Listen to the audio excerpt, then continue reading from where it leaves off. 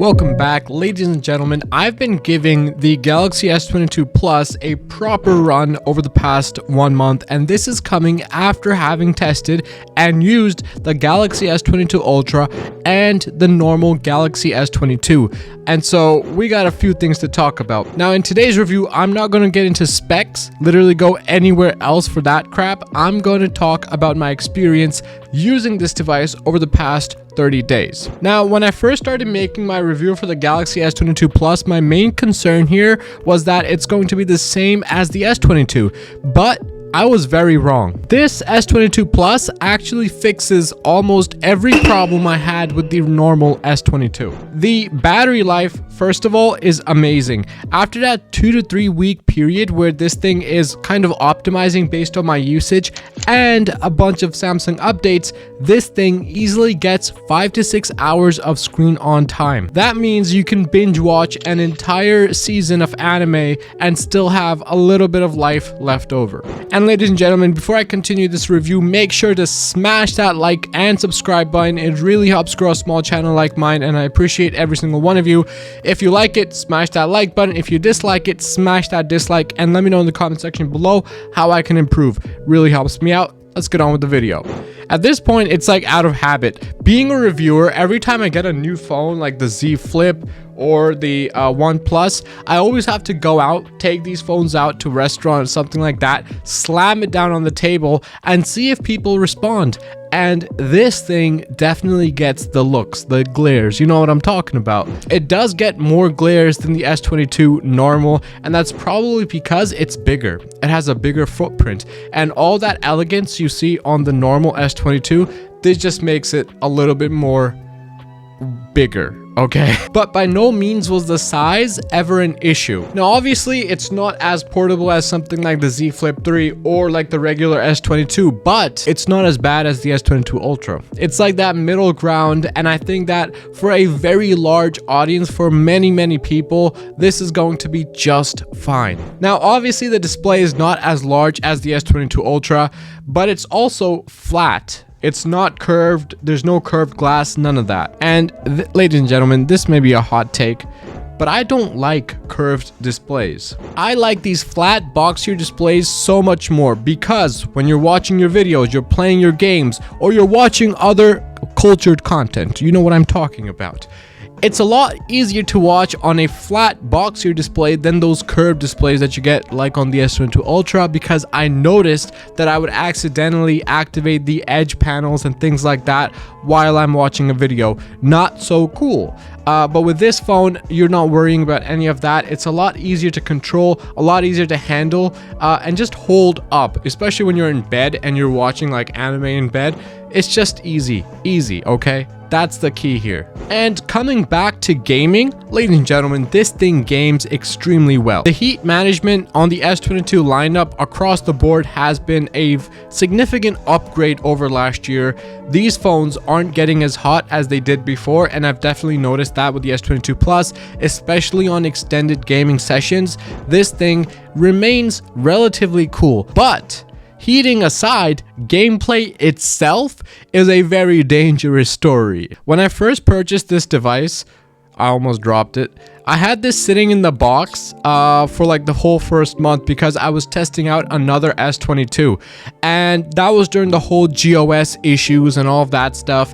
And I demonstrated on this channel when I gamed on that other phone, there were some real problems when playing things like Genshin Impact. However, when I got around to testing Genshin Impact on this Galaxy S22 Plus, Samsung has already addressed a lot of those GOS issues. They've released updates. We've gotten those updates and I've downloaded them already. And so playing Genshin Impact after those updates, after the fact, I'm finding the gameplay to be a lot more smooth, a lot more enjoyable, and I'm really feeling like I'm getting a lot more of the power of the new Snapdragon processor from the S22 Plus. And another thing, games along with videos just look absolutely gorgeous on these displays. I mean, at this point, we take it for granted. I say this over and over again. The displays on these new devices are absolutely gorgeous, and the S22 Plus is no exception. The display is one of the best I have seen. But with the display comes the sound. Well, ladies and gentlemen, the sound on the S22 Plus definitely did not disappoint. When I was reviewing the S22 Ultra, I literally said that the sound on that thing sounds like bourgeoisie trash. It had this tin accent, it was disgusting.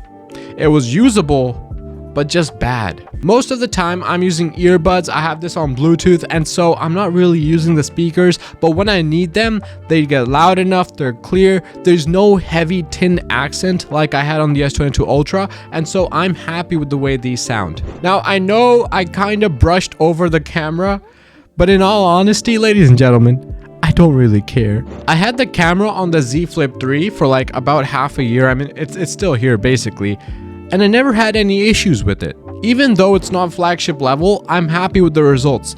And I'm happy with the results of the S22 Plus as well. I'm not saying that this is the same level as the Z Flip 3. This is leagues better. But in today's day and age, I mean, for most of us, for most people, we're sharing our pictures on what? Instagram or Snapchat or maybe even Facebook, even if I don't even know if that's relevant anymore. But my point is that these platforms aren't really dedicated for those 4K cameras and crap. You know, we're just shooting these like little pictures and posting them on our friend's page or something and having some fun. You know, we don't need the greatest camera or the 4K quality video, whatever. So that's the perspective that I'm come from.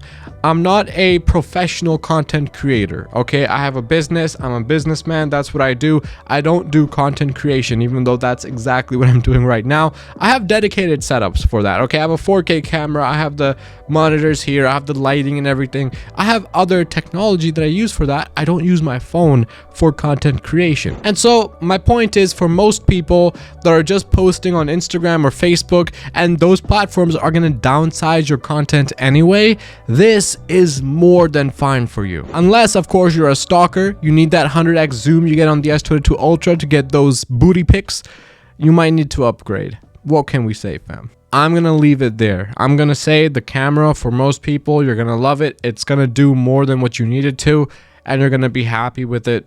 I have no complaints with it, and I've been using it for a month. I once left this at 50% charge, put it there, and I had Wi-Fi, location, and Bluetooth enabled. I came back 2 days later, 48 hours plus. All right, I come back, I look at the battery again, it's at 30%.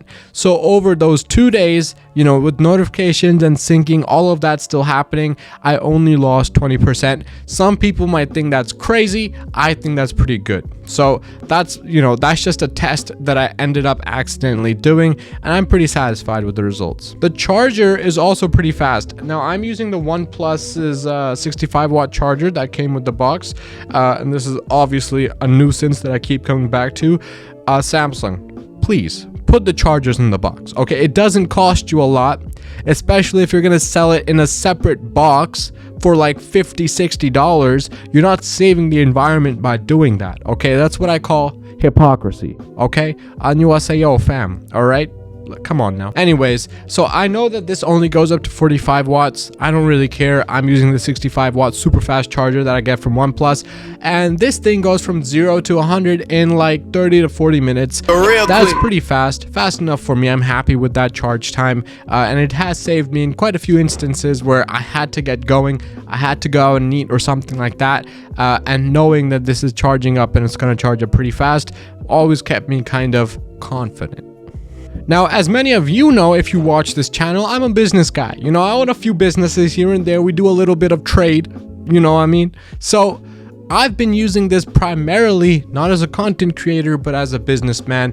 And for most of my needs, this has been pretty sufficient. I honestly, one interesting thing I noticed is I used my S22 Ultra for both college and business, but this one, I'm only operating my business things on this. I'm not really syncing this up with my college apps or anything like that. Just an interesting note. When I say I'm doing business on this, what I mean is I'm getting reports from managers throughout the day. I'm setting up schedules, we're setting up deadlines, and there's a lot of collaboration. So there's a lot of messaging and things like that happening, file sharing and stuff like that. And while all of this was noticeably easier on the S22 Ultra, I mean, like like vastly easier.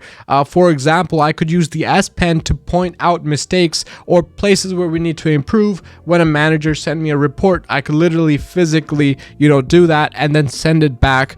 That's really cool. That was really cool feature of the S22 Ultra. I can't really do that on this, but even though this isn't, the whole everything, it's still sufficient without having to carry a mammoth of a device, which is again the S22 Ultra. And another thing is the front-facing camera.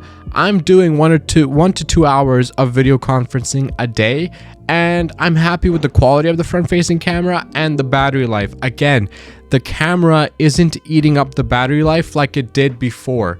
And what I mean by that is like before the updates, before the optimization period, I'm really happy with the way this phone is using the battery and the power and how the apps are being power efficient. I really love that.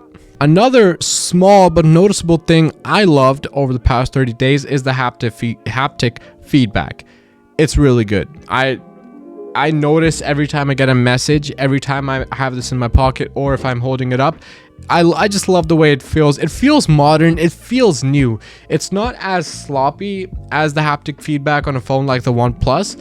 It's a lot more refined. It's a lot more bourgeoisie, and we like that, fam. We like that. So ladies and gentlemen, I think I'm gonna end it there. Those are my thoughts after having the S22 Plus for the past 30 days. Been using it a bunch of different things. As you can see, I've got my Google Drive set up. I've got that widget set up. I've got my Notion set up. That's the Notion widget.